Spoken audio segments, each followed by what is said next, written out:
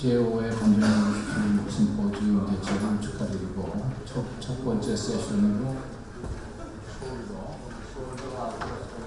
테크닉에 대해서 5분을 줬습니다. 그래서 저는 순천향대학의 이병입니다. 우리 울산의대 고상훈 교수님이 저와 같이 촬영을 하고 처음에 발표해 주신 선생님은 연세대학 연구의과대학의 김두석 교수님, 아스로스 캡슐러 릴리즈 포스트 분리대에서 소개 감사드립니다.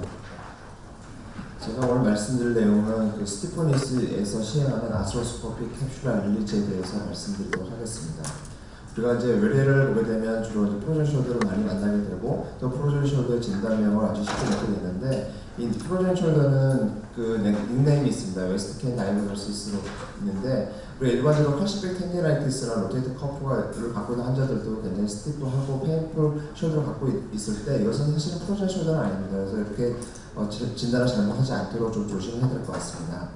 이 스티프니스 데피니션으로 주로 ROM을 많이 사용하게 되는데 브루슬리 선생님은 포워드 엘리베이션 100도, 그 다음에 사이드 아미어스 익선 로테이션 10도 미만, 그 다음에 90 익선 로테이션이 30도 미만으로 정의하였고 타우로 선생님은 전체적인 토탈 데피니션이 얼마냐를 갖고 기준을 삼았습니다. 우리 일반적으로 인터쇼 90도 상태에서는 환자들이 특히 스티프니스가 없더라도 페인 때문에 체크하기 굉장히 어려운 경우가 있기 때문에 이 90도를 제외하고 나서 포워드 엘리베이션, 그 다음에 익선 로테이션 제로, 그 다음에 백사이드 인터널 로테이션을 통해서 그 스티프니스를 정의하는 것이 요즘 최근 추세인 것 같습니다. 또 특히 이 각각의 방향을 측정하게 되면 어느 방향의 캡슐이 컨트롤처가 있는지를 알 수 있기 때문에 이걸 측정하고 나서 나중에 수술을 만약에 시행하게 된다면 셀렉티브하게 리리즈하는 것이 가능하지 않을까 생각하게 되겠습니다. 컨저버티브 트리트먼트를 가장 먼저 하게 되는데 주로 6개월 이상을 사용하고 있습니다. NSAID 같은 경우는 지금 에비던스, 프로젠셜 대에서는 어느 정도 이펙트가 있는지는 알려져 있지 않지만 일반적으로 인플라마토리 페이스에서는 이것을 감소시킬 수 있기 때문에 NSAID를 많이 사용하게 되고 있고 그 다음에 스테로이드는 40 정도 쓰면서 테이퍼링 하고 있습니다. 그 다음에 스테로이드 인젝션을 인트라아티큘러 그래서 마크로널 스페이스로 초음파 가이드에서 많이 사용하고 있고 피지컬 세레피도 많이 하고 있습니다. 또 다른 방법은 하이드로 딜라테이션이라든지 너브 블락 등을 많이 사용할 수 있겠습니다.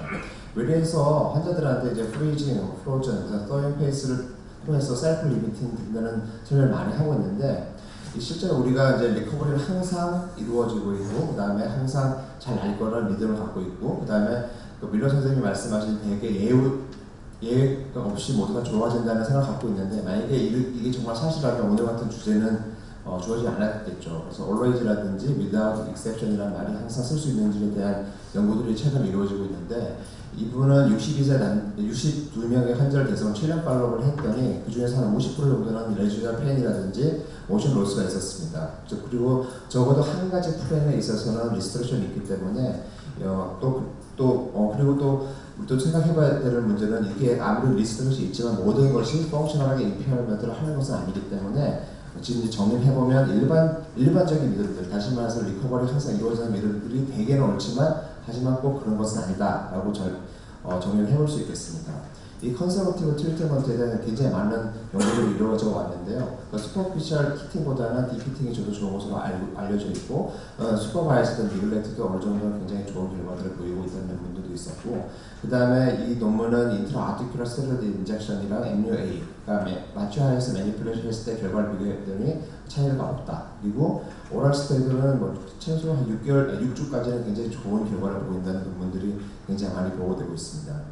그 다음에 매트리지션 매니플레이션 같은 경우는 페인도 감소시키고 그 다음에 리커버리를 굉장히 빨리 할 수 있는 그런 장점이 있고 하지만 이디오패시라든지 포스트 트라우마틱 프로전 숄더에서는 효과가 그 정도로 괜찮지만 포스트 서저리에서는 결과가 별로 안 좋다는 얘기들이 많이 있고요.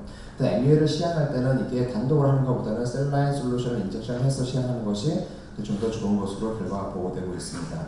그래서 좀 조심해야 되는 것은 하실 때 너무 세게 하게 되면 이아트로제닉하게 프랙처도 많이 생길 수 있고 디스로케이션, 그 다음에 커프라든지 레브람 테어 등이 생길 수 있기 때문에 굉장히 주의를 하면서 시행해야 되겠습니다. 이 MUA에 비해서 아스트로스코프의 장점을 정리해보면 좀 더 정확하게 할 수 있고 그 다음에 아까 전에 말씀드린 이아트로제닉한 그런 문제들을 발생시킬 수 예방할 수 있기 때문에 좀 더 안전한 테크닉이 되겠습니다. 인디케이션은 6개월 이상이 충분했을 때, 그 다음에 6개월 인터벌 안에 3번 정도 이상의 스테로이드 인젝션을 했음에도 불구하고 페일했을 때, 그 다음에 디스텐션이라든지 MU를 시행했을 때도 실패했을 때, 그 다음에 당뇨가 있는데 당뇨 있을 때 그 스테로이드를 사용할 수 없는 그런 심한 환자에서, 그리고 빠른 리커버리를 원하는 환자에서는 인디케이션이 될 수 있겠습니다. 이 페일러의 그 정의가 굉장히 중요한데요. 바스 스코어가 한 5에서 10점, 그 다음에 정상의 한 50% 미만으로 감소되어 있을 때를 이제 우리 페일러라고 정의를 하고 있습니다. 수술할 때 숫자에 서로에서 달라지겠지만 저 같은 경우는 레테럴 데코프터스 포지션을 사용하고 있는데, 이것은 아무래도 트랙션도 하고 엑시알로 그다음 디스탈로 당기게 되면 글레너 휴머럴 조인트를 어세스를 하기 쉽기 때문에 좀 더 레테럴 데코프터스 포지션이 좀 더 선호되는 것 같습니다. 릴리즈를 하는 것이 굉장히 중요한데, 일단 메인 피시로지나 플라콘 휴머럴 리가멘트랑 로테이트 인터벌, 엔트리 캡슐을 릴리즈 하는 것이 가장 중요하게 되겠고, 이것을 릴리즈 하고 나서 보면 익스터널 로테이션과 에이브덕션이 증가되게 되고요. 그 다음에 우리가 숫자에 따라서 서브스케일 릴리즈를 말씀하셔야 되는데, 이것을 하게 되면 인터널 로테이션 파워도 좀 늘어질 수도 있겠고, 그 다음에 디스로테이션 생길 수 있기 때문에 좀 조심해야 되겠습니다. 그 다음에는 그 포스럴 캡슐 릴리즈하면 인터널 로테이션이 좀 증가되는 것이 있겠고요. 이 부위를 나눠서 보면 포스럴 인피니어 사이즈가 좀 더 세이프한 것 같습니다. 그 다음에 인피니어 캡슐을 좀 더 추가적으로 릴리즈를 하게 되면 에이브덕션, 익스터널 로테이션, 인터널 로테이션을 추가적으로 릴리즈를 시킬 수 있겠습니다. 이 수술 전에 이밸루에이션이 굉장히 중요한데, 만약에 익스터널 로테이션과 에이브덕션만 인발브했다고 꼭 그런 경우는 없겠지만 이렇게 된다면, 그림에서 보시는 것처럼 그 엔트리 캡슐이랑 로테이트 인터벌, 그리고 휴머럴 리거먼트를 릴리즈하면 좋은 결과를 얻을 수 있겠고, 인터널 로테이션까지 돼 있다면 포스터까지 인발을 하는 것이 좋겠고, 그 다음에 포워드 엘리베이션을 좀 더 많이 얻고 싶다면 그림에서 보시는 것처럼 6시 방에 인피니어 캡슐을 릴리즈하면 좀 더 좋은 결과를 얻을 수 있겠습니다. 이 논문은 우리가 일반적으로 엔트리 캡슐이랑 로테이트 인터벌을 릴리즈하게 되면 굉장히 좋은 결과를 얻을 수 있는데, 추가적으로 포스를 릴리즈하면 어떨까에 대한 논문입니다. 비교를 해봤더니 큰 차이는 없고, 단 한 3개월째 좀 더 빠른, 다시 말해서 포스를 릴리즈를 하게 되면 3개월째 좀 더 빠른 결과 회복을 보이고 있었지만, 실제로 롱텀에서 보면 더 차이는 없는 결과를 보이고 있었고, 이 논문들도 보면 포스를 추가적으로 포스를 릴리즈를 하더라도 별로 차이는 없다는 논문들이 주로 이루고 있습니다. 이 릴리즈 할 때 가장 위험한 것이 엑실렌 너브인데요. 이 엑실렌 너브의 포지션에 따른 그런 해법을 잘 알아야 될 것 같습니다. 가장 가까운 것이 오른쪽 숄더 같은 경우는 5시 반에서 6시가 가장 엑실렌 너브가 글래비얼 림에서 가장 가까이 되게 있고, 또 중요한 것은 포지션이 중요한데, 뉴트럴 로테이션보다는 에이비덕션 하고 뉴트럴 로테이션 한 상태에서 릴리즈를 해야지 좀 더 안전하게 되어 있습니다. 그 다음에 포지션에 따라서 이게 거리가 좀 차이가 있는데, 비치 차이가 좀 더 안전한 것으로 되어 있고, 저 같은 경우는 매니플레이션을 통해서 인피니어 캡슐로 릴리즈를 시행하지 않고 있습니다.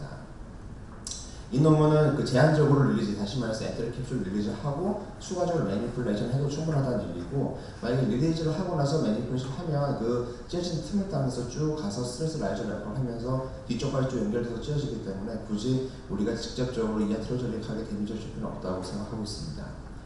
포스트옵토콜로는 그린 것처럼 항상 수술하고 나서 그날 바로 당장 시작하게 되겠고, 또 술자들에 따라서는 그 오랄 스테로이드를 굉장히 중요하게 생각하시는 분들이 많은데요. 첫 번째 달에 한 40mg을 하루에 쓰면서 점차 일주일에 한 번씩 테니피라트 한 10mg씩 줄여가면서 씁니다. 되게 평균적으로 한 2달 정도 쓴다 그러는데, 저 같은 경우는 2달까지는 쓰지 않고 한 4주에서 1주 정도 쓰고 있습니다. 동영상 보시겠습니다. 그래서 보시면 우리가 이제 프로존 숄더 같은 경우는 메인 패솔로지가 두 가지 있네요. 하나는 그 스노비엄의 인프라메이션, 두 번째는 캡슐의 컨트랙션인데, 지금 그림에서 보시는 것처럼 인프라메이션이 굉장히 많이 있습니다. 이 환자는 로버트 커프 디지즈 같은 건 없었고, 여기 보시는 것처럼 라디오 프리퀀시를 이용해서 캡슐 릴리즈를 시행하고 있습니다. 로테이터 인터벌 릴리즈하고, 또 조심해야 되는 것은 서브스캡이라든지 바이셉스에 데미지를 주지 않도록 조심해야 되겠고, 프로퍼 휴머럴 리가멘트랑 그다음에 수피리어 글레너 휴머럴 리가멘트, 그다음에 로테이터 인터벌을 충분히 릴리즈하는 것이 굉장히 중요하겠고, 이 라디오 프리퀀시를 사용하게 되면 아무래도 그 캡슐 힐링 등을 딜레이 시킬 수 있기 때문에 나중에 좀 ROM 화복 제어하는 데 좀 더 편할 것 같습니다. 그다음에 충분히 릴리즈하고 좀 빨리 진행해 보겠습니다. 오픈을 시키고 밑으로 내려가면서 캡슐 릴리즈를 하고 있습니다. 저 같은 아술케어를 많이 사용하고, 좀 필요하다면 펀치나 바스켓, 펀치 등을 이용해서도 좀 추가적으로 릴리즈를 해볼 수 있겠습니다. 결론입니다. 일단 가장 중요한 것은 술전, 그다음에 술에 ROM 체크하는 것이 가장 중요하겠고, 그 다음에 항상 해야 되는 것은 로테이트 인터벌을 릴리즈를 해야 되겠고, 그 다음에 가장 중요한 스트럭처는 후방과 휴머럴 리가멘트를 완전히 제거하는 것이 가장 중요하게 되겠습니다. 수술에서 가장 중요한 것은 액실레이팅 너브를 프로텍션 하는 것이 중요하게 되겠고, 그다음 오랄 스테로이드 메디케이션도 굉장히 중요하게 하겠습니다. 네, 경주에서 감사합니다. 예, 수고하셨습니다. 다음은 영광의 김재홍 교수님 전동쇄골관절 손상의 수술적 치료에 대해서 발표해 주시겠습니다. 네, 소개해 주셔서 감사합니다. AC 조인트 인저리는 다 아시겠지만 가장 디베이트가 있는 게 아마 타입 3가 아닐까 생각이 듭니다. 타입 3는 액티브하고요, 헤비 레이버에서 수술적 치료를 하지만 그 외에 환자에서는 보존적 치료에도 좋은 결과를 얻을 수가 있죠. 그래서 타입 3나 하이그레이드 AC 조인트 인저리에서 우리가 힐링 포텐셜을 얻을 수 있는 그런 CC 픽세이션만으로도 나머지 텐더니 힐링 될 수 있는 그런 기간을 마련해주는 그런 방법은 CC 픽세이션을 가장 많이 이용하고 있습니다. AC 조인트 인저리가 있을 때 수술적 치료 방법은 다양하게 있겠지만 우리나라에서 가장 흔하게 사용하는 게 싱글 엔드 버튼 픽세이션이나 아니면 하드웨어를 이용한 훅 플레이트를 이용한 고정이 많이 이용이 되고 있는데, 싱글 엔드 버튼 픽세이션의 가장 큰 장점은 우리가 미니멀 인베이시브로 좋은 결과를 얻을 수가 있지만 이게 하나의 픽세이션으로 인해서 허리젠탈, 버티컬 픽세이션을 얻을 수는 있지만 허리젠탈한 인스터빌리티가 생길 수가 있기 때문에 최근에는 그런 더블 버튼, 투 엔드 버튼을 이용한 고정술을 이용하기도 하고 있습니다. 투 엔드 버튼 테크닉의 그런 가장 큰 장점은 아마도 애나토믹한 픽세이션을 해서 허리젠탈 스테빌리티를 얻을 수 있는 그런 장점이 있을 수가 있겠습니다. 그러나 단점으로는 이 홀을 많이 뚫기 때문에 프랙처의 그런 위험이 있고, 그 다음에 서브 아크미아 스페이스에서 소프티슈 인저리를 줄 수 있기 때문에 힐링 포텐셜이 감소된다는 그런 단점이 있겠습니다. 크로닉 때는 우리가 실시할 수 있는 방법이 위버넌이나 아니면 아나토믹 텐던 그라프트의 방법이 있을 수 있겠고, 최근에 우리가 아스로스콥을 이용한 수적 치료를 많이 이용하고 있는데, 아스로스콥의 그런 가장 큰 장점은 아마도 동반된 인저리를 확인하고 거기에 함께 처치를 할 수 있는 게 가장 큰 장점이지 않을까 생각이 듭니다. 많은 저자들에 따라서 동반된 인저리가 최소 15%에서 많게는 42%까지 동반된 인저리가 있다고 보고하고 있습니다. 우리가 아스로스콥으로 할 수 있는 다양한 방법들이 있는데, 길등은 아스로스콥을 이용한 훅 플레이트 픽세이션을 아스로스콥으로 할 수 있다고 발표하기도 했습니다. 우리가 아스로스콥으로 하는 가장 일반적으로 최근에 많이 흔하게 사용하는 게 싱글 엔드 버튼 리컨스트럭션인데, 이 술식의 가장 큰 장점은 스콥으로 할 수 있는 모든 장점을 갖고 있죠. 그 다음에 하드웨어 리무벌이 필요 없다는 거. 그러나 단적으로는 아이소메트릭 포인트를 찾기가 어렵고, 잡지 못하면 그런 허리젠탈한 그 인스터빌리티 때문에 서브룩세이션이나 수페리어 마이그레이션이 발생할 수가 있겠습니다. 전체적으로 봤을 때 싱글 엔드 버튼 리컨스트럭션 하실 때 페일리어 레이트는 적게는 5%에서 많게는 한 16%까지 페일리어 레이트를 보고하고 있습니다. 저희도 2015년도에 레디올로직 이발리에이션을 통해서 발표를 한 적이 있는데, 가장 중요한 것은 우리가 서지컬 아웃컴의 프리딕터로서 클라비클 터널 AP 앵글이 어떤 서지컬 아웃컴의 프리딕터로서 활용할 수가 있고, 가장 중요한 것, 성공적인 아웃컴의 가장 중요한 것, 퍼펜디쿨러한 홀을 만드는 게 가장 결과에 중요하다고 발표를 하였습니다. 먼저 볼까요? 싱글 엔더 버튼은 다 아시겠지만 포스티어 포탈을 이용해서 기본적으로 빙 포탈을 하고, 그림과 같이 대부분 70도 아시고 30도로는 베이스까지, 코라코이드 베이스까지 잘 안 보이기 때문에 70도 아시코스콥을 바꿔서 가이드를 안테리어 홀을 통해서, 안테리어 포탈을 통해서 가이드를 넣고 가이드 핀을 통해서 홀을 만듭니다. 그 다음에 리밍을 하고 만들죠. 그 다음에 리밍을 통해서 확공을 합니다. 그 다음에 최근엔 닥 버튼을 이용해서 하는데, 안테리어 쪽으로 닥 버튼을 넣어서 고정을 할 수가 있겠습니다. 그림과 같이 안테리어 포탈을 통해서 닥 버튼을 넣고, 그 다음에 위쪽에서, 클라비클 위쪽에서 리덕션 상태에서 위쪽에서 타이팅을 통해서 리덕션을 만들 수가 있겠습니다. 이런 싱글 랜더 버튼의 단점을 보완하기 위해서 최근에는 더블 랜더 버튼 리컨스트럭션이 소개되고 있는데 가장 큰 장점은 아마 트라페조이드와 코노이드에 부착되어진 곳에 홀을 만들어서 리덕션함으로써 아나토미 리컨스트럭션과 이런 싱글 버튼의 단점이 호리젠탈 인스터빌리티 보완을 단점할 수 있는 그게 아마 가장 큰 메리트가 아닐까 생각이 듭니다. 그러나 단점으로는 이 서브 아크미알 스페이스로 들어가기 때문에 두 번째 홀을 만들 때 서브 아크미알 스페이스로 들어가기 때문에 소프티쉬 인저리를 통한 힐링 포텐셜을 낮춘다는 그런 단점이 있을 수가 있고 클라비클에 두 개의 홀을 뚫기 때문에 큰 홀을 뚫기 때문에 프랙처의 그런 위험성이 있을 수가 있겠습니다. 이건 신상진 교수님께서 2017년도에 발표한 아스로스코프에 발표한 건데요. 먼저 시험을 통해서 트라페조이드하고 코노이드의 방향을 먼저 결정을 합니다. 마킹을 한 다음에 싱글 랜드 버튼하고 같은 방법으로 시스트 아스로스코프를 보고 그 다음에 안테리어 쪽으로 가이드핀을 넣어서 안테로 레터럴 포탈트 가이드핀을 넣고 홀을 만들고 이 싱글하고 똑같죠. 여기까지는 똑같은데 딱 버튼을 안테로 레터럴 포탈을 통해서 넣습니다. 그 다음에 다시 서브 아크로미얼 스페이스로 들어갑니다. 들어가서 레터럴 쪽에 드릴 홀을 트라페조이드가 있는 홀을 다시 하나둘 만든다는 그런 겁니다. 그래서 근데 이 술식의 장점은 아나토미하지만 힐링 포텐셜 그러니까 트라페조이드 CC 리가멘트를 손상을 줄 수 있다는 게 좀 단점이 아닐까 생각이 듭니다. 이런 단점들을 보완하기 위해서 우리 유현식 교수님이 최근에 우리 발표한 게 있는데 소프트 앵커를 이용해서 하는 겁니다. 이 엔드 버튼의 그런 문제점을 보완하기 위해서 멀티플 스몰 사이즈 터널을 뚫고 너틀리스 앵커를 이용해서 고정하는 그런 방법을 소개해주고 있습니다. 이 방법은 그런 투 엔드 버튼의 그런 단점인 프랙처라든지 이런 것을 예방할 수 있는 그런 방법을 소개하는 그런 동영상입니다.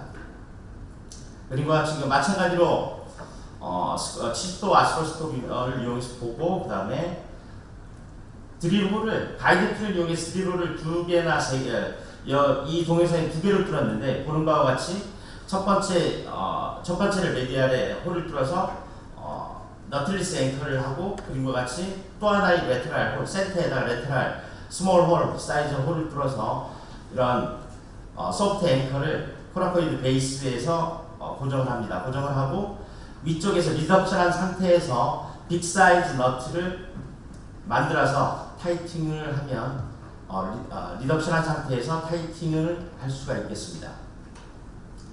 그림과 같이 슬라이딩이 되죠.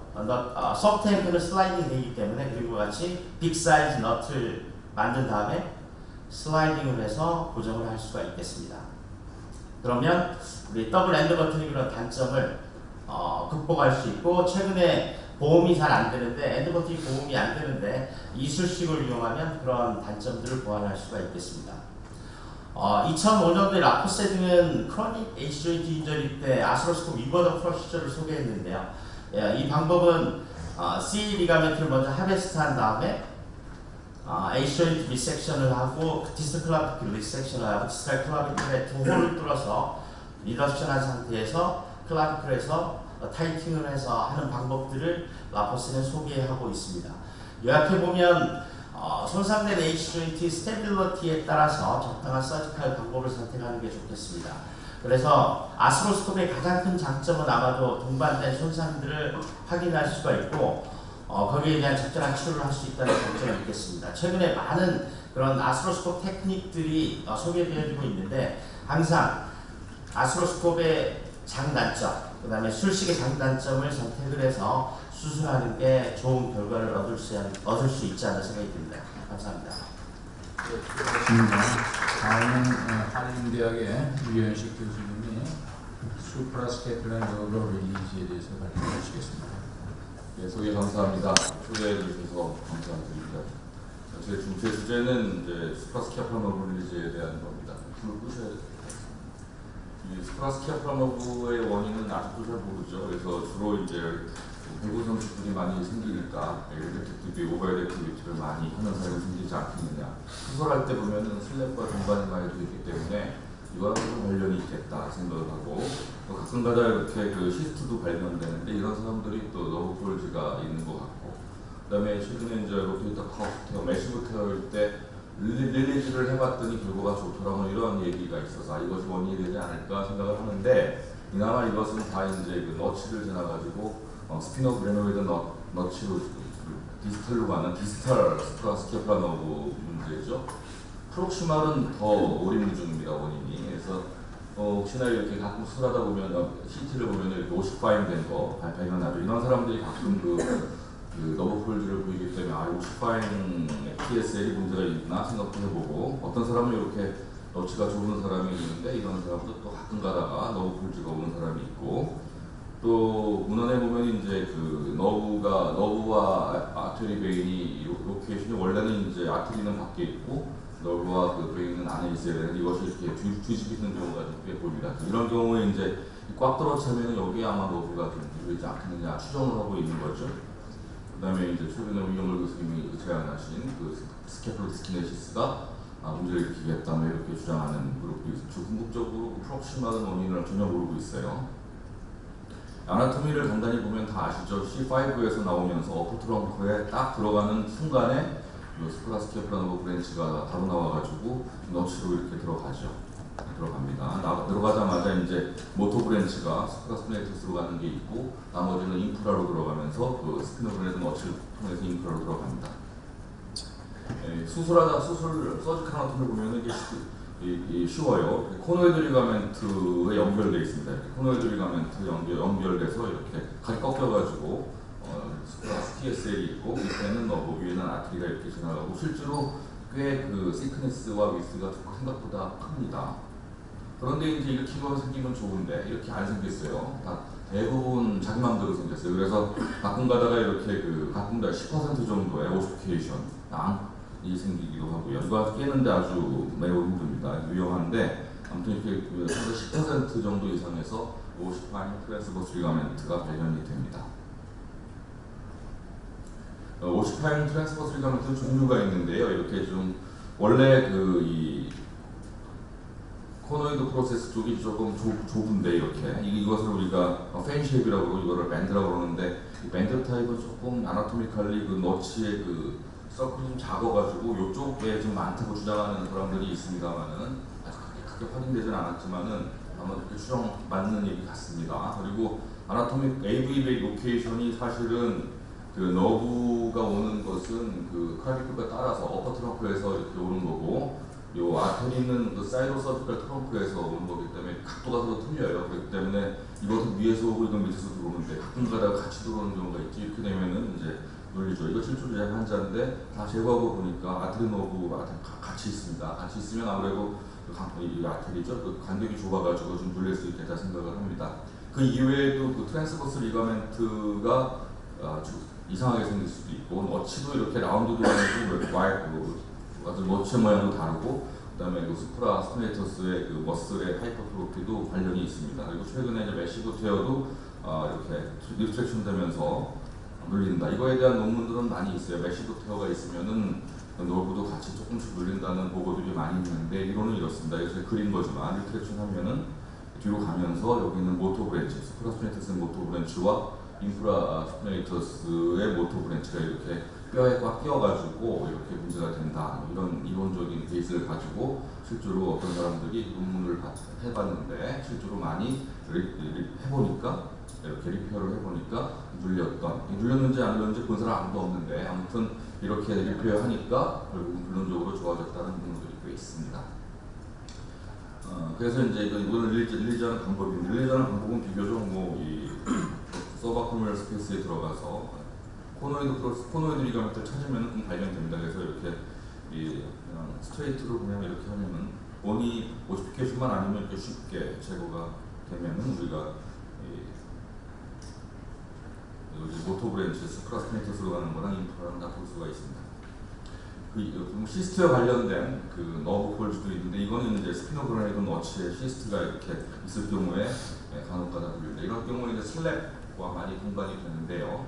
슬랩이 거의 다 있다고 보면 됩니다. 그 이유는 이제 아주 단순하게 생각하면 못하는 거죠. 우리가 보는 그 원웨이 밸브 메커니즘이라고 해서 조인트 플루이드가 이 사이로 이렇게 들어가서 나오지 않는다 뭐 이런 단순한 생각인 것 같은데 이 독립적으로 슬랩이 없고 있는 것도 있기 때문에 독립적으로 있는 것도 있기 때문에 이런 세오리는 아닌 것 같아요. 그래서 아무래도 제 생각에는 모르겠지만 아무튼 그 시스트가 생기면 그 인프라스트레이터스에 문제가 생기고 그러면 그래노미모라든지 인스타빌리티가 생겨서 슬랩이 잘 오지 않을까 이런 생각을 합니다. 하여튼 거의 90%에서 동반이 되고요. 주로 이럴 경우에 이제 아스피레이션 하는 사람도 있고, 그다음에 서버 사이즈가 크면은 서버 커널 스페이스에도 찾아낼 수 있죠. 그리고 이제 웨이브로 찢어진 부분을 통해서 이렇게 프로브를 넣어가지고 터뜨리는 경우도 있고 그런데 아무래도 그 시스템을 완전히 보지 않으니까 리커의 케이스가 좀 있습니다. 그래서 저는 아마 시스템을 다 보고 하는 것이 좋지 않을까 하는 생각을 하고 케이스를 보면 42살이고요. 보면은 이제 인프라스페이터스만 셀렉티브하게 이제 그 시그널 보이드가 보이는 체인지가 보이는 거죠. 스프라스페이터스는 괜찮죠. 그래서 전형적인 디스탈 타입의 스프라스케파노 펄지죠. 에이트로피가 좀 있고 들어가면 이제 먼저 슬랩부터 리페어를 바로 해야죠. 왜냐면 이쪽으로 시스템을 이쪽으로 프로브를 하면 여기 나머지 붙어있던 것까지 끊어지기 때문에 슬랩 리페어를 완전히 다 이렇게 하는 게 맞죠. 주로 이제 이런 슬랩들은 포스테리어 웨이브까지 같이 익스텐션 된 경우가 많기 때문에 그쪽 웨이브까지 같이 리페어를 다 하죠.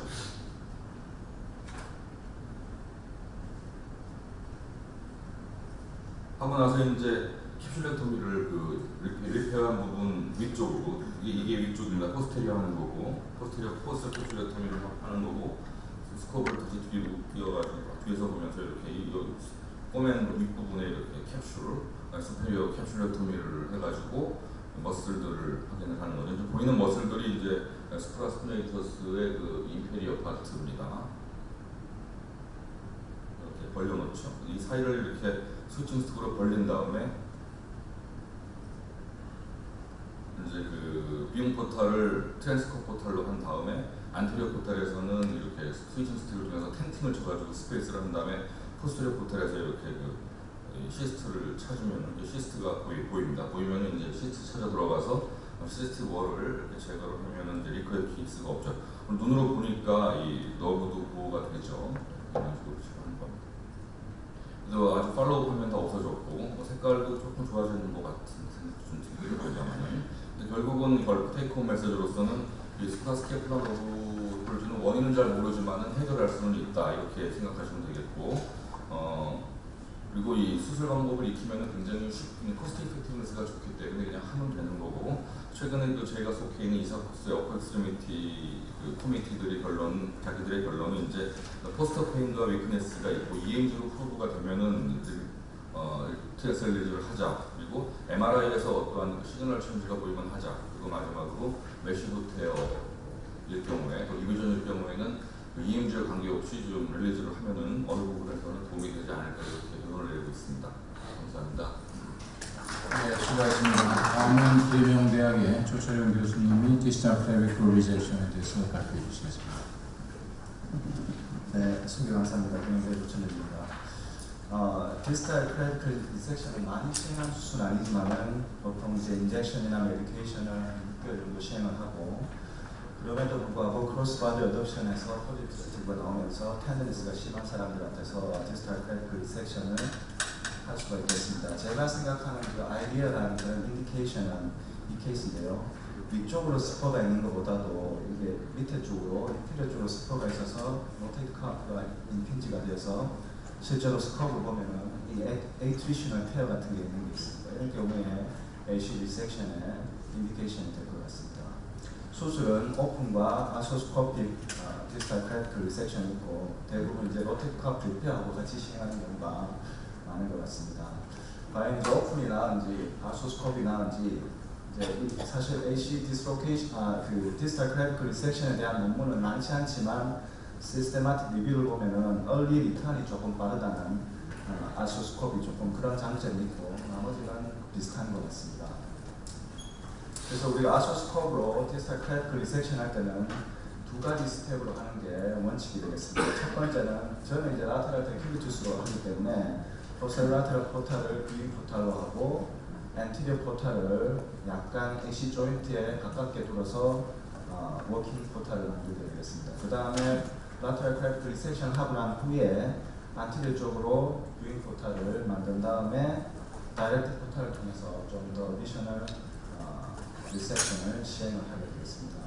실제로 우리가 환자를 한번 보면은 실제로 이렇게 인스테빌리티가 라테럴 크래프트가 보이는 이런 환자들을 수술을 해야지만 좀 좋아질 수가 있겠습니다. 그러나 실제로 이제 여러분들도 경험하시겠지만은 이게 수술하고 나서도 persistent pain이 이제 most common한 motor failure가 되겠습니다. 그 원인이 첫 번째가 환자의 셀렉션이 제대로 되지 않았거나 인디케이션이 잘못된 것. 그 다음에 초보자인 경우에는 under resection, 그 다음에 over resection으로 인한 joint instability가 있겠습니다. 실제로 under resection은 사실 뭐 모든 분들이 처음 할 때는 이제 경험했을 건데 아소스컵에서 좀 더 많이 발생을 하고 대부분 이제 superior 쪽과 posterior 쪽을 잘 볼 수 없기 때문에 그쪽이 under resection이 되는 것 같습니다. 평균 한 10mm 정도 하는데 아소스컵에서는 좀 더 리섹션을 더 하는 게 맞을 것 같습니다. 실제로 제가 비기너일 때 했던 건데요. 나름대로 했다고 생각했는데 수술에 나오면 이렇게 superior 리섹션이 되지 않았습니다. 그리고 스콥에서는 확대되어서 보이기 때문에 제가 어느 정도 심리 좀 했구나 싶었지만 실제로 포스트 사진 쪽은 좀 이렇게 언더 리섹션이 되어 있는 경우가 많습니다. 그래서 생각보다는 조금 더 많이 하는 게 중요할 것 같습니다. 그 다음에 앞에서 케이스에서 봤지만 이 디스탈 클래비클의 문제뿐만 아니라 이 AC 조인트의 에이크로미얼 사이드에서도 스포가 있을 수 있습니다. 여기에서도 이것 때문에 잘 보이지 않기 때문에 이 에이크로미얼 사이드도 리섹션을 조금 해주는 게 좋을 것 같습니다. 그래서 이 아소스코픽 디스탈 클래비클 리섹션을 잘 하기 위해서 몇 가지 팁이 있는데요. 이게 리섹션을 하거나 인스테빌리티 볼 때 라테럴 클래비클 이렇게 디프레션을 시켜보면은 좀 더 잘 할 수 있고, 그 다음에 슈피리어나 포시리어 할 때 막 이렇게 눌러버리면은 이제 리섹션이 좀 더 쉽게 되겠습니다. 그 다음에 70도 스코프를 사용하는 것도 하나의 방법이 될 수 있고, 그 다음에 우리 와이퍼 테크닉이라고 다이렉트 슈피리어 쪽으로 해서 다이렉트 리섹션을 하는 것도 하나의 방법 중에 하나입니다. 그리고 항상 투 플랫 마지막에는 엔티리어에서 직접 어느 정도 이제 리섹션이 되는지 확인을 해야 될 것 같습니다. 실제로 이렇게 잘 보이지 않는 이 디스탈 클래비클이 이제 매뉴얼 디프레션을 하면 이렇게 잘 보일 수가 있습니다. 그래서 수피리어와 포스티리어를 이렇게 볼 수가 있겠습니다. 그리고 30도에서 스코프를 보면은 지금 이렇게 리섹션이 되는데요.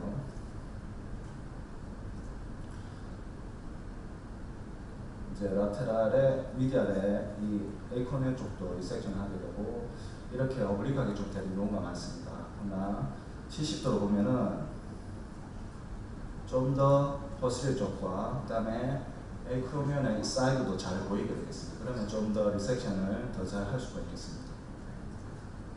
그래서 적절하게 리섹션을 볼 수가 있습니다. 그 다음에 반드시 포세라테에서 보고 난 후에 리섹션 하고 난 후에 엔트리에서 이 뒤쪽 이 임핀지가 없는지, 그 다음에 리섹션이 언더 리섹션이 없는지를 반드시 확인해야지만 사진에서 만족스러운 그런 결과를 보일 수가 있겠습니다. 그래서 제가 하는 테크닉을 동영상을 한번 보여드리는데요. 첫 번째 이제 포스테로라테랄 포탈에서 보면서 이제 에이크로미얼 언더 서피스를 찾게 되겠죠. CLE라고 힌트가 붙는 안테로라테랄 코너를 찾고 난 후에 약간 미디얼 쪽으로 좀 들어가게 되면은 소프트 티슈 다이섹션을 이제 잘 모르겠으면 사실 이게 디스탈 클래비클 눌러보면은 움직이는 게 보입니다. 그런 거 같이 이렇게 좀 언스테이블한 게 보일 수가 있고요.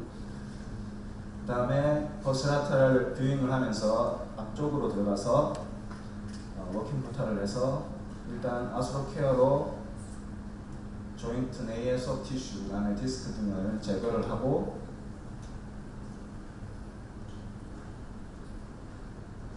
그 다음에 이 에이크로미얼 사이드도 이렇게 좀 소프트 티슈를 제거하는 게 중요하겠습니다. 그 다음에는 이제 조인트에 바로 넣어서 이렇게 어느 정도 리섹션을 해도 크게 문제가 되지 않습니다.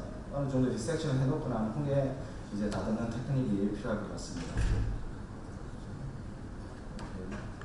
이 버가 한 4, 5mm 정도 되기 때문에 버가 한 2개 에서 2개 반 정도 들어갈 수 있을 정도로 그렇게 세션을 하게 되겠습니다. 그 다음에 자꾸 이제 사실은 이제 이 지금은 뷰가 상당히 좋지만은 이 블리딩을 상당히 많이 합니다. 그래서 커트를 일렉트로 커트를 같이 사용해가면서 이렇게 리셉션을 하게 되겠습니다. 매뉴얼 컴프레션을 해서 이 뒤쪽과 위쪽이 잘 깎여져 있는지도 확인을 다 해야 되겠습니다. 그 다음에 에이프로메어 사이드도 이렇게 스퍼를 제거를 하면 되겠습니다. 그 다음에 이제 엔트리어를 옮겨서 이게 리섹션이 잘 됐는지 지금 보면은 뭐 한 10mm 정도의 리섹션이 됐고 이 다이렉트 커터를 이렇게 줬습니다. 수피어에서. 그래서 항상 이 부위하고 이 posterior distal clavicle이 아주 덜 깎여져 있는 경우가 많습니다. 그래서 반드시 이 부위도 조금 이렇게 조금 있으면 이제 버링을 하는 게 나오는데 이 부위를 깎아주고 이 간격을 조금 넓혀주는 게 아마 이게 나중에 이제 브리칭이 생기는 경우도 생길 수 있기 때문에 소프티슈도 좀 제거를 하고요. 그래서 이렇게 넣고 난 다음에 볼을 넣어서 이 부위를 좀 더 리섹션을 해주면은 완벽하게 리섹션이 될 것 같습니다. 이렇게 깎이게 되고요.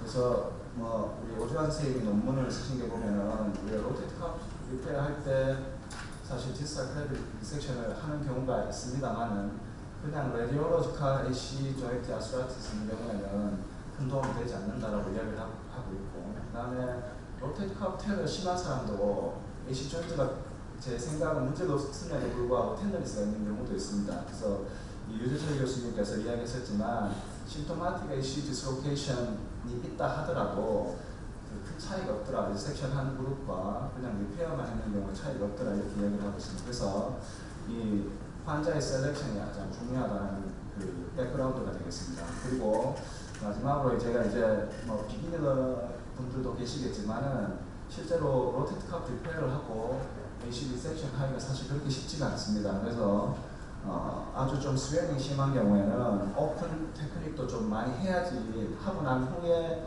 이게 디스탈 클래비클의 쉐입이 어떻구나라는 걸 좀 알 수가 있습니다. 그래서 한번 보여드리겠습니다. 그래서 AC 조인트의 미디알의 한 1cm 쪽에 이렇게 인시전을 넣고 난 후에 트랜스버스하게 이렇게 인시전을 넣겠습니다. 조인트를 찾고요.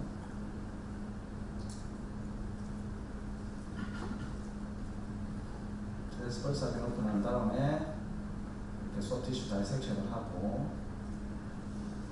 그 다음에 베이비 호만을 앞쪽으로 끼우게 됩니다. 그 다음에 뒤쪽도 리섹션에서 베이비 호만을 끼우면서 그 다음에 소로 1cm 정도 이렇게 하면은 수술이 뭐 10분 안에 할 수 있기 때문에 가장 확실한 방법 중에 하나입니다. 그래서 모든 게 이제 알소스코프도 중요하지만 또 하나의 할 수 있는 방법 중에 하나라는 걸 한번 소개시켜 드리고 싶어서. 그 다음에 반드시 또 이제 오픈의 장점이 이렇게 위에 이제 인시전한 파셔들을 정확하게 이렇게 리페어를 함으로써 인스테빌리티 같은 것도 좀 줄여드릴 수가 있습니다.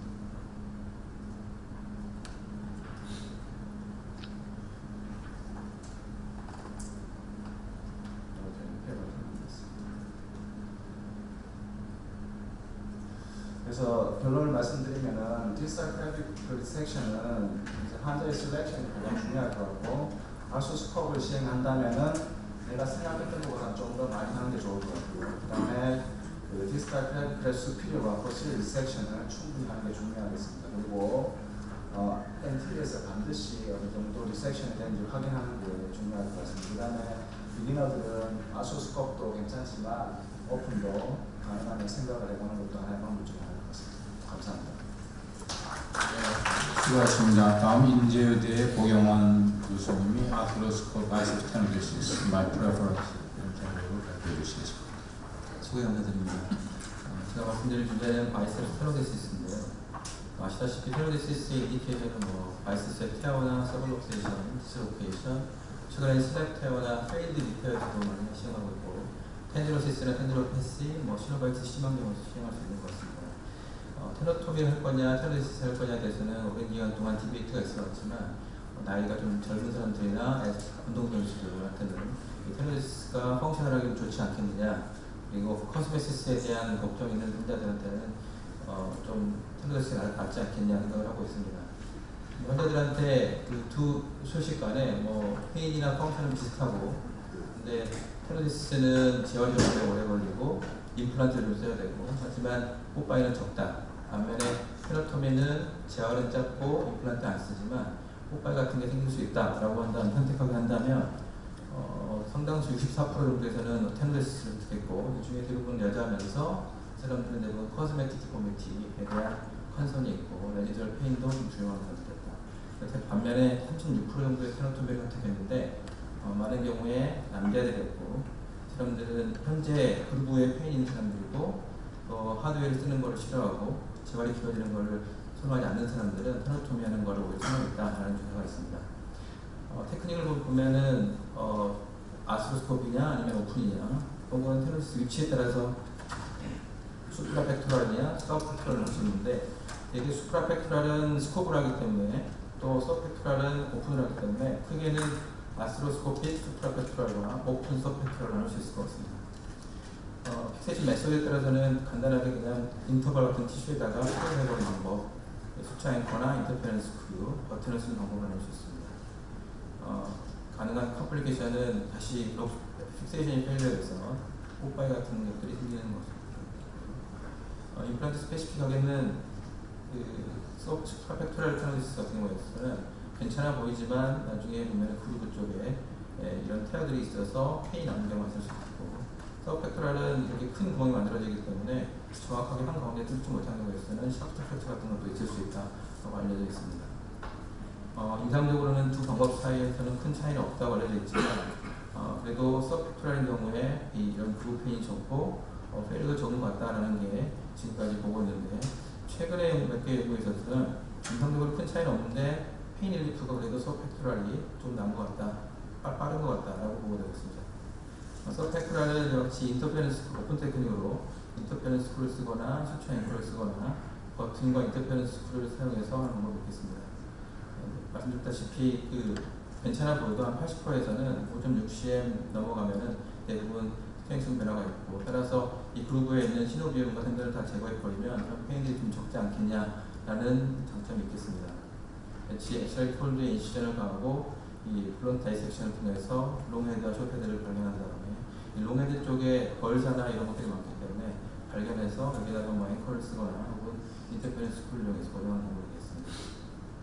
이 위해서 특정 회사의 제품을 쓰긴 해야 되는데, 이런 버튼을 이용해서 이 버튼을 집어넣어서 반대편 프틱스에 걸어놓고 실을 잡아당겨서 텐던을 안쪽에 집어넣은 다음에 인터페런스 스크류를 이용해서 퍼머넌트 픽세이션 하는 방법도 소개되고 있습니다. 수프라펙토랄 테너리시스는 최근에 이 소프트 앵커를 이용해서 많이 하고 있는데요. 수차 앵커를 이용하거나 혹은 인터페런스 스크류를 사용할 수 있겠습니다.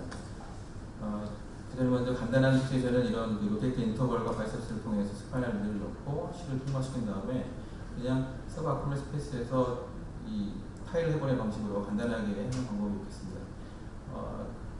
루프 테너톰이라는 이름으로 알려진 방법이긴 한데 모토 테너리시스를 일으킨다는 점에서 조금 비슷한 부분이 있는 것 같아서 소개했는데, 이 바이셉스 핸들을 통과해서 샤프한 인스트루먼트를 찔러넣고 그래스프를 통과시킨 다음에 바이셉스 앵커 쪽을 잡고 테너톰을 시행한 다음에 그걸 잡아 당겨가지고 그 스탬프를 크게 만들어서 모토 테너리시스를 일으키는 방법이 소개되고 있습니다. 이런 게 무슨 테너리시스냐라고 하시는 분들이 계시겠지만 로테이션이나 엘리베이션 시에 오히려 네이티브 스트레인과 비슷하다라고 옹호하는 사람들도 있습니다. 인터페런스 스크류 방법은 이 서브펙토랄과 비슷하게 바이셉스 그루브에다가 이걸 홀을 만들고 이 테너토미한 바이셉 패널의 끝을 이 스타일러스 같은 것으로 때려 박은 다음에 수차 앵커 같은 걸로 이 인터페런스 스크류에 폭발을 내는 겁니다. 저게 이제 역시 포크트 팁에 이 스위블락 앵커 같은 것들이 있어서 바이셉 텐던을 포크 팁으로 물고 이 홀에 집어넣은 다음에 그다음 고정하는 방법으로 인터페런스 스크류를 쓸 수 있습니다. 서프과 비슷하게 픽세이션 페일러는 적지 않겠냐라고 주장하는 사람도 있는 반면에 본 디펙트 좀 크고, 그 다음에 어떤 경우에는 본 터치가 있을 수 있고 녹는 수초 앵커인 경우에 있어서는 시스도 만들어줄 수 있다라는 점도 있습니다. 최근 연구에 따르면 이런 소프트 앵커가 오히려 스크류보다 그 로스트 페일러는 더 나은 것 같다라는 바이오메카니컬 테스트도 있었고, 클리니컬하게도 신체적으로 차이는 없지만 이 수초 앵커를 사용한 것이 페일러가 적은 것 같다라는 부분도 있었습니다. 그래서 저는 수초 앵커 테스트를 좋아하는데, 내셔널에는 그 테노토미도 하는 마당에 테노디스에다가 페일러도 무슨 문제가 있겠냐라는 생각이 있고, 그 다음에 RCD 페어랑 비슷하기 때문에 앵커랑 수축 타일 사용하기 때문에 저희가 좀 익숙합니다. 최근에는 이런 바이오메카닉이나 클리니컬하게도 이런 수초 앵커가 낫다는 보고가 있기 때문에 수초 앵커 테스트를 선호하고 있습니다. 제가 쓰는 방법은 그냥 앵커를 받고 실 두 가닥을 텐더를 통해서 통과시킨 다음에 실 한 개는 안쪽으로, 실 한 개는 바깥쪽으로 한번 휘감아서 타일하는 방법을 사용하고 있습니다. 팁을 말씀드리자면 잘 안 보이기 때문에 트롤토션을 최대한 조금 해주는 게 도움이 되는 것 같고, 시리커스kop도 그렇게 되는 것 같습니다. 앵커 포탈을 안테로알테럴 포탈에서 약간 디스탈 하나 만들어주면 좀 이상적인 방향으로 앵커를 삽입할 수 있는 것 같습니다.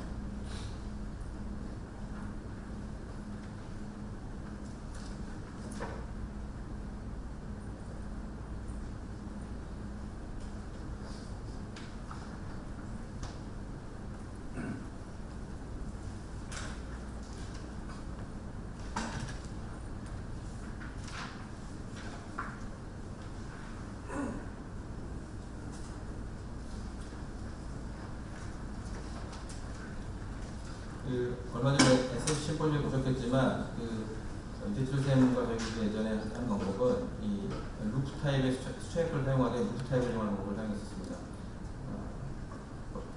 보신 분들이 많기 때문에 안 되는 넘어가겠습니다. 송혜석 선생님이 발표하신 건데, 이 수척을 텐더를 통해 통과시킨 다음에 실을 통과시키고 이 수척 훅을 빼지 않고 한 바퀴 휘돌려서 와인딩을 시킨 다음에 이거를 마트리스 앵커를 이용해서 바로 픽세이션하는 방법도 소개되고 있고, 그 외에도 여러 가지 그 비슷한 수초 앵커를 이용하는 테크닉들이 아수스코프 테크닉 같은 것들로 많이 소개되고 있습니다. 이거는 서브 아크로밋 하지 않고 인트라 아티클라에서 바이스 스탠드를 실로 묶은 다음에 바로 마트리스 수초 앵커 같은 걸 이용해서 픽세이션하는 방법입니다. 정리해서 우리가 페인이나 펑션, 디포미티 같은 것도 중요하게 여기지만 환자 입장에서는 좀 다른 부분이 있을 수 있다는 점, 그리고 영상적 결과는 거의 비슷하기 때문에 자기한테 가장 익숙한 테레스 방법을 사용하는 것이 좋을 것 같고요. 제 입장에서는 수초 앵커도 그렇게 나쁜 것 같지 않다라는 말씀을 드리고 싶습니다. 감사합니다. 네, 수고하셨습니다. 네, 디스커션 시작하도록 하겠습니다. 울산대 부식 부장입니다. 5분 연자께서는 앞으로 좀 나와주시고, 시간이 45분까지 해서 15분 정도 남았습니다. 그래서 충분히 디스커션 하도록 하겠습니다. 첫 번째, 현재 김두석 교수, 혹시 플러스 질문이나 코멘트 있으시면 준비를 해주시기 바랍니다. 없으면 제가 먼저 하나 컴플리케이션에 대해서 좀 질문을 좀 드리겠는데, 아까 MUA 말씀하셨잖아요. 익스턴로테이션 할 때 시어링 포스를 많이 받거든요. 그래서 프랙처 발생할 수 있다. 좋은 말씀 해주셨고, 그 다음에 릴리즈 할 때 또 엑셀러리더로 인저리, 또 프리벤션 하기 위해서 어떻게 보면 간단하게 이야기를 해주셨지만, 포지션 이야기 말고 또 일렉트로 코테리 같은 거 쓰면 또 더 주의사항이 있을 것 같거든요. 엑셀러리더하고 인저리 데미지 방지하기 위해서 이런 뭐 다른 컴플리케이션 더불어서 말씀해 주셨으면 좋겠습니다. 일단 스콥사에서 그 액션 러브가 아까 전에 말씀드린 한 5시 반에서 6시 오른쪽 숄더에서 그쪽에 갈 때 일단 5시까지는 좀 자신 있게 가고요. 그 다음에 5시 반에서 6시 접어들면서부터는 되게 시저나 펀치를 이용해서 하시는데, 그 대개는 해부학적 스터디에 좀 차이가 많지만 가장 짧게 보는 사람은 한 1cm까지도 가까이 있겠다고 얘기하기 때문에 레브론에 바짝 붙여서 하는 것이 좀 가장 중요할 것 같습니다. 그리고 그 MUA 시행하실 때도 좀 약간 저 같은 경우는 사실 좀 마취해서 많이 합니다. 뭐 어떤 분들은 그냥 하시는 분도 있는데, 왜냐면 저는 술바에 끌고 와서 하고, 그다음 포워드를 좀 먼저 꼭 하고, 그 다음에 팔을 붙여놓은 상태에서 합니다. 그 라디오 프리퀀시가 사실은 너무 데미지가 올 수 있거든요. 파워를 좀 낮춥니까? 만약에 그거 사용할 때는요? 저는 맞춰서 하진 않았습니다.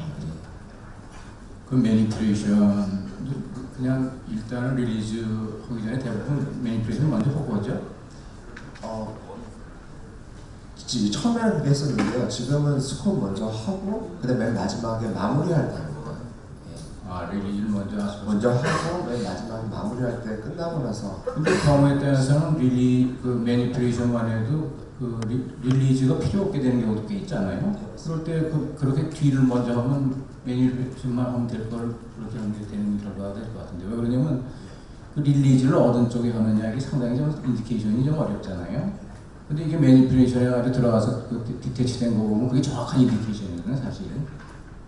그러니까 매니플레이션을 나중에 하는 이유는 왜 그래요? 그러니까 교수님 말씀이 다 맞고요. 근데 이제 가끔씩 매니플레이션, 그러니까 이게 확률적인 문제 같은데 MUA를 하고 나서 가끔씩 보면 글래노이드가 부러지는 사람들도 좀 많이 있고요. 그런 사람들 때문에, 그러니까 심한 사람들한테는 좀 그렇게 스코어 먼저 하고 매니플레이션 하면 될 것 같고, 아주 심하게 뭐 스코어 그 매니플레이션을 마치 걸어놓고 했을 때 아주 심하게 걸리는 느낌이 있는 사람들은 좀 무리하게 하면 가끔 그런 일이 있으니까 조심하시면 좋을 것 같습니다. 그 오랄 스테로이드를 좀 강조를 하셨는데 인트라아티큘러 스테로이드 인젝션을 하고 오랄 스테로이드를 추가로 하신다는 말씀이시죠? 네, 맞습니다. 그 모닝 싱글 도즈로 사용을 하나요? 오랄 스테로이드는 아니면 하루에 대개는 한 40mg까지 레커멘드를 하고 있긴 있는데, 저 같은 경우는 40mg 잘 안 쓰고 한 7.5 2개짜리 쓰고 있습니다. 그 다음에 테이퍼링을 한 달까지는 하고요. 그 다음에 테이퍼링 하고 있습니다. 그 외에 뭐 다른 추가적인 질문이 없으면 두 번째 연재로 좀 넘어가도록 하겠습니다. 김정우 교수님, 김정우 교수께 질문 시작해서 불러보겠습니다. 중앙대학교 교수입니다. 좋은 발표 감사드립니다. 질문 두 개 있는데요. 첫 번째는 타입 3 같은 경우에는 뒤로 좀 밀리는 경우가 있고, 타입 4 같은 경우는 뒤로 많이 밀리는데, 그때도 그런 스코프로 한 개 내지 두 개 정도가 좀 잡아줄 수 있다고 생각하시는지, 아니면 추가적으로 하시는 게 있는지. 두 번째 질문은 제가 얼마 전에 경험한 건데요. 하다가 예전에 시험 보면서 해가지고 그런 일이 없었는데 요즘 시험 안 보고 해가지고 폴텍스에 걸었는데 폴텍스에 커스루가 됐습니다. 그런 경우에 아무리 다시 다른 위치에 박아도 그 위치에 다시 커스를 다시 되더라고요. 그런 경우에 어떤 방법, 팁이 있으실까요? 예, 첫 번째 질문은 포스테리어 트랜스레이션이 심했을 때 어떻게 하냐는 거죠. 논문에 보면 저는 사실 최근에, 과거에는 스코어로 많이 했는데 최근에는 보험 문제 때문에 제가 훅프레이트를 하거든요. 근데 그 논문에 읽어보면 그런 하이그레이드 인저리, 타입 4, 5, 6의 하이그레이드 인저리 때는 그런 것을 방지하기, 포스트 트랜스레이션을 방지하기 위해서 더블 버튼을 하는 게 좀 약간 레커멘드 되기도 하더라고요. 좀 더 강한. 그 다음에 포티컬, 저도 이제 정확히 센터에, 이 코라코이드의 센터에 들어가지 않으면 퍼스가 가끔씩 돼요. 제 스터디에서도 몇 케이스가 그런 퍼스로 된 그런 케이스가 있었거든요. 그래서 항상 센터에, 정확하게 센터에 가이드핀이 들어가는 게 가장 중요한 것 같습니다. 블루 쓰는 경우에 충분히 포스트리어 스페이스 되는 걸 막을 수 있다고 생각하십니까? 저는 사실 하지는 않지만 우리 신상진 교수님 말에 의하거나 아니면 논문에 의하면 그런 것은 훨씬 더 그런 스테빌리티를 증가시킨다는 보고가 있습니다. 센터에 물론 뚫는 거는 좀 당연하지만 저도 이제 포스트 쪽으로 가갖고 이렇게 좀 콜티컬 브레이키지가 발생한 경험이 있어요. 근데 그거 좀 조심하셔야 될 것 같고, 사실은 그 코노이드하고 트라고조이드 리가멘트가 있는데 코라코이드가 꺾이는 부분, 엘보 가까이에 거기서 이렇게 올라오는 거를 우리가 아소스코하면서 볼 수 있거든요. 그래서 코라코이드 엘보 쪽에 홀을 뚫기는 좀 쉽지가 않아요. 그런 문제는 어떻게 해결하시는지? 일단 뭐 방법은 70도 아스트로스코프를 이용해서 최대한 베이스 쪽을 보는 게 제일 중요할 것 같습니다. 30도 스코프로는 인트라아티큘라에서 봤을 때 잘 안 보이는 경우가 많거든요. 그래서 70도로 바꿔서 정확하게 베이스를 완전 소프티시 제거하고 보면서 하는 게 제일 좋을 것 같습니다. CC 힐링이 참 중요한 건데 결국은 목적이요. 근데 CC는 그 리페어는 안 하는 거죠, 결국? 네, 안 합니다. 유지만. 그러니까 그러면은 그 실 자체가 프로세스로 작용하게 되는 거 아니에요? 리페어가 안 돼. 물론 자연히 리페어 될 수도 있겠는데. 근데 오픈에 타이트하게 하는 것보다는 그걸 못할 거 아니에요. 예. 그럼 만약에 리페어가 안 되면은 그 실에다가 의존하는 거죠, 결국은. 이게 어쿠트 스테이지 때 이제 CC의 엔드 버튼을 사용하기 때문에 어쿠트 스테이지의 간격을 유지만 해주면 힐링 포텐셜이 있기 때문에 충분히 거의 대부분 힐링이 되는 것으로 알고 있습니다. 네, 다음 연재 유현식 선생님 좋은 강의 해주셨는데, 플러스 질문 좀 진행해 주시죠. 여기에 그 아까 시스트 제거하시는 캡슐 열고 보여주셨는데요. 그 이후에 캡슐을 다시 리페어하시나요? 그냥 주시나요? 리페어 안 하는데 또 그냥 그게 힐링이 될까요? 그런 게 되지 않겠습니다. 저희 슬랩도 많이 그렇게 하고 있는데요. 에브리 슬랩을 다 캡슐 리즈를 합니다. 이것뿐이 아니고 포스트 스테이프가 좀 걱정이 됐는데 간혹가다 리비전 하는 경우가 있는데 다른 이유도 있고 다 힐링이 잘 이렇게 버터가 잘 이루어져. 만약에 바이밸브 메커니즘이 형성이 되어 있다면은 유니밸브를 바이밸브로 만들려고 한다면은 포착 캡슐 좀 열어놔야지. 그런 처는 아니고 원웨이 밸브라는 거는 사실 뭐 믿을 수도 없는 메커니즘이고 그냥 그거는 그 스피노그래도 실제는 거기서 그냥 생긴 겁니다. 그냥 생긴 게 사이즈가 커지면서 조인트로 나오는 거고 그 과정에서 키네막스가 무너지니까 이게 언스테이블해지면서 슬랩이 생긴다고 생각하는 것이 맞을 것 같은데. 밸브 메커니즘 인정을 안 하시면 일로 들어가고 못 나오는 건 아니에요. 네, 저기 있습니다. 네, 유인수 교수님. 강의 감사합니다. 선생님 말씀드려주시면 굉장히 혼돈될 분들이 많을 것 같고요.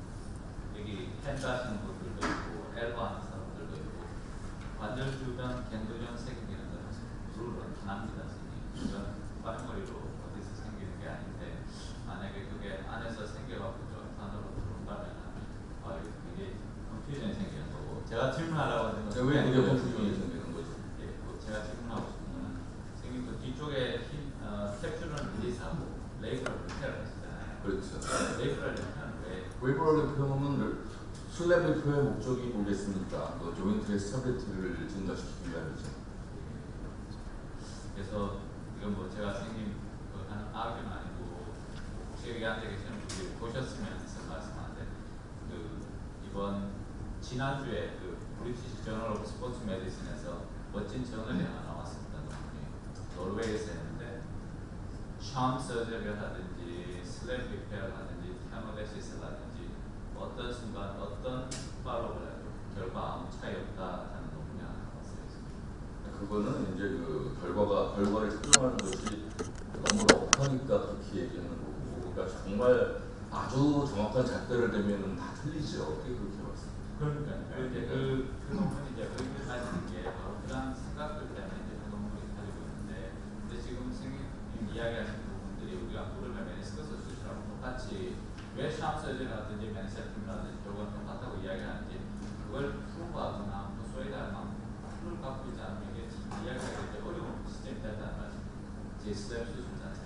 그러니까 슬랩은 굉장히 합리성이 있는 거고 나이가 젊고 슬랩을 이렇게 하는 게 맞는 거고, 이제 그 시스트 컴프레션을 시스트를 꼭 볼 필요가 있느냐 없느냐 이거에 대해서는 그냥 눈에 보였으니까 다 없앤 거고, 사실은 저게 언급만 하면 될 거예요. 아마 되는데 이제 비디오를 보여주는 상황에서 이제 그런 거고, 아까 말했던 그 결과가 다 좋다는 건 우리가 생각해 봐야 되는 거예요. 그거는 결코 결과가 같지 않습니다. 그러니까 그런 거에 대해서는 정말 클리니컬 어세스먼트를 좀 더 잘 만들고 하면은 같지 않다는 걸 잘 좀 이렇게 인지했으면 좋겠어요. 지금 우리 이병희 교수님도 계시니까 무릎에 갱글리온 시스트, 베이커 시스트 생겼을 때, 또 여기 손에 도달 갱글리온 시스트 생겼을 때 스코프를 어떻게 하는지 한번 이야기 들어보시죠.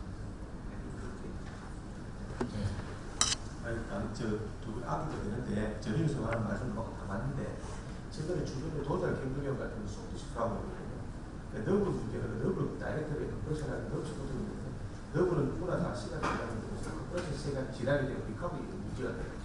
그런데 유현시장 하시는 것처럼 리페어를 하게 되면서 시간이 지나면서 라프홈 리페어나 샘플 리조션이 되는 기다리는 것도 하나 좋은 방법이지만 너브 80 단축이 굉장히 길고 위크에서 심하고 너브 순간 비행기를 나타나 속이는가 하면은 다이렉트로 제거한 다음에 리커버리 타임을 줄여주면서 힐링을 시켜놓고 굉장히 좋은 방법이라고 생각합니다. 그래서 거기에 대해서는 우리가 어떻게 어떤 방법을 어떻게 생각하는 거 해서 비교를 해주면 그게들이 생긴 스트라텍 데미지 정도에 따라서 다른 것이지 거기에 대한 원칙이 비슷하다거나 그런 차이가 있을 수 있다고 생각합니다. 그 언젠가 책을 보니까 그런 얘기가 나와요. 사람은 그 본능적으로 스릴을 좀 좋아한대요. 스릴을.